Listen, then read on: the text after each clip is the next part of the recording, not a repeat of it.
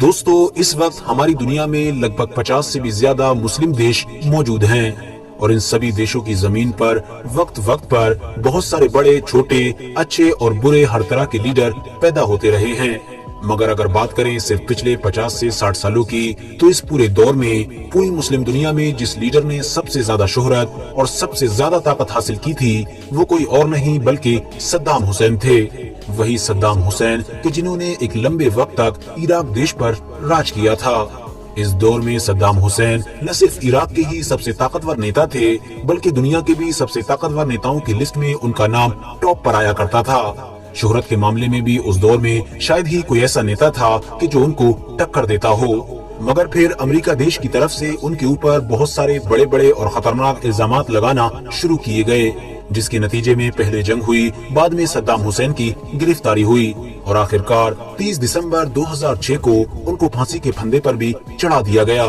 دوستو حیرانی کی بات یہ ہے کہ صدام حسین کو جس دن پھانسی دی گئی تھی اسلامک کیلنڈر کے مطابق اس دن ذی الحجہ کی 10 تاریخ تھی، یعنی وہی تاریخ کہ جس دن مسلمان عید مناتے ہیں، وہ بھی وہ عید کہ جس میں مسلمانوں کے یہاں قربانی دی جاتی ہے۔ اس کے علاوہ ایک حیرانی کی بات یہ بھی ہے کہ صدام حسین کی پھانسی شاید اتہاس کی وہ اکلوتی پھانسی ہے کہ جس کی ویڈیو کو پوری دنیا میں شیئر کیا گیا تھا، یعنی جس کے پھانسی کے پورے پروسیس کو پوری دنیا نے اپنی آنکھوں سے دیکھا تھا۔ ہر انسان صدام حسین کی پھانسی کو اس دور میں اپنے موبائل یا پھر اپنی ٹی وی کی اسکرین پر دیکھ رہا تھا۔ آپ کو بتاتے چلیں کہ جب صدام حسین کو پھانسی سے پہلے جیل میں قید کیا گیا تھا تو ان کی حفاظت کرنے کے لیے ان کے اوپر 12 اسپیشل کمانڈوز کو تعینات کیا گیا تھا۔ یہ وہ 12 اسپیشل کمانڈوز تھے کہ جن کو بہت ساری فوجوں سے سلیکٹ کیا گیا تھا۔ یہ سارے کے سارے اپنے ڈپارٹمنٹ کے ایکسپرٹ مانے جاتے تھے، مگر حیرانی کی بات یہ ہے کہ جن اسپیشل کمانڈوز کو صدام حسین کی حفاظت کے لیے رکھا گیا تھا وہ کمانڈوز خود صدام حسین کے دوست بن گئے تھے۔ انہی 12 سپاہیوں میں سے ہی ایک سپاہی نے صدام حسین کی موت کے بعد ان کے اوپر ایک کتاب بھی لکھی تھی، جس کتاب کے اندر ایسے ایسے خلاصے کیے تھے کہ جس سے پوری دنیا ہل گئی تھی،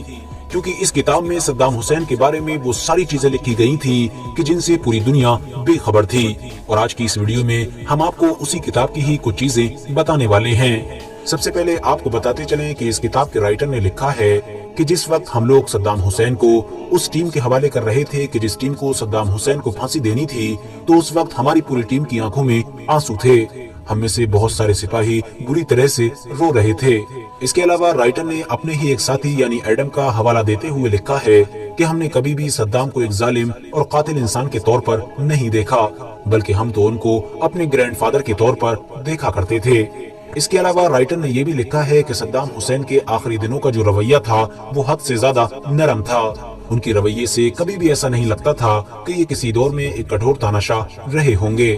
آپ کو بتاتے چلیں کہ اسی کتاب میں ہی یہ خلاصہ کیا گیا ہے کہ صدام حسین کو میٹھا بہت زیادہ پسند تھا۔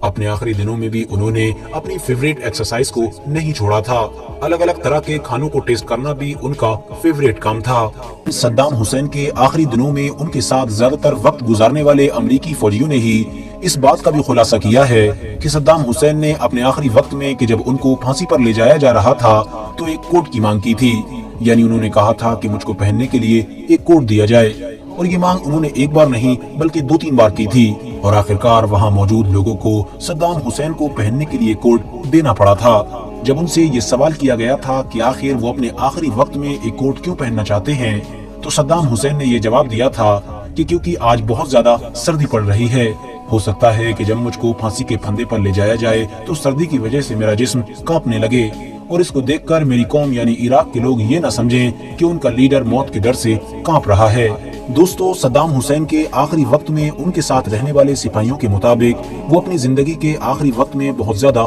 سکون میں تھے۔ صبح اٹھ کر انہوں نے سب سے پہلے اپنی پسند کا ناشتہ کیا، اس کے بعد وضو کر کے نماز ادا کی۔ فجر کی نماز ادا کرنے کے بعد وہ اپنے بستر پر بیٹھ کر پھانسی کا ایگزیکٹ ٹائم آنے کا انتظار کرنے لگے، اور اسی بیچ میں ہی انہوں نے اپنے بستر پر بیٹھ کر قرآن کی تلاوت شروع کر دی۔ دوستو ان کے ساتھ رہنے والے سپاہیوں کا ماننا ہے کہ اس وقت میں صدام حسین بہت زیادہ مسکرا رہے تھے، اور یقیناً یہ مسکراہٹ امریکی سینکوں کو بھی بہت زیادہ کنفیوز کر رہی تھی، کیونکہ ان کو حیرانی تھی کہ آخر ایک انسان اپنی موت سے چند لمحے پہلے اتنے زیادہ سکون اور اطمینان میں کیسے رہ سکتا ہے۔ دوستو پھانسی ہو جانے کے بعد صدام حسین کی باڈی کو एक फौजी हेलीकॉप्टर की मदद से तिकरी शहर के उसी गांव में ही पहुंचा दिया गया था कि जिस गांव में सद्दाम हुसैन की पैदाइश हुई थी, और वहां पर ही उनकी बॉडी को दफना दिया गया था। उसके बाद उसके ऊपर एक मकबरा भी बना दिया गया था। तब से लेकर आज तक लगातार हर साल 28 अप्रैल के दिन यहाँ पर बहुत सारे लोगों की भीड़ जमा होती है, क्योंकि ये सद्दाम हुसैन की सालगिरह का दिन होता है।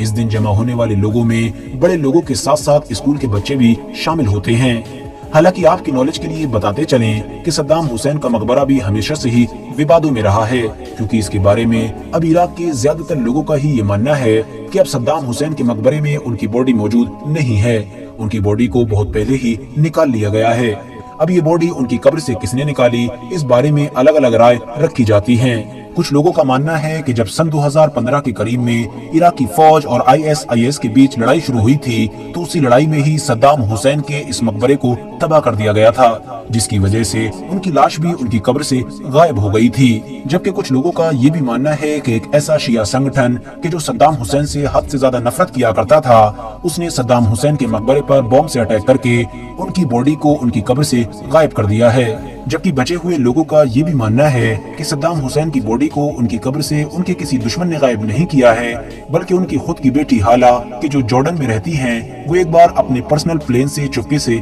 इराक आई थी और इराक आकर अपने वालिद की कब्र से उनकी बाकियात को निकालकर अपने साथ जॉर्डन ले गई थी। हालांकि इस बात में कोई शक नहीं है कि सद्दाम हुसैन की कब्र के साथ कुछ न कुछ तो जरूर हुआ था। फिलहाल दोस्तों, आज की अपनी वीडियो को हम यहीं पर खत्म करते हैं। वीडियो पसंद आने पर न सिर्फ वीडियो को लाइक करें, बल्कि अपने फ्रेंड्स के साथ भी जरूर शेयर करें। और इसी तरह की नॉलेजेबल और हिस्टोरिकल वीडियोस हमेशा देखने के लिए हमारे इस चैनल को सब्सक्राइब करके साथ ही में बेल आइकन को भी प्रेस कर दें।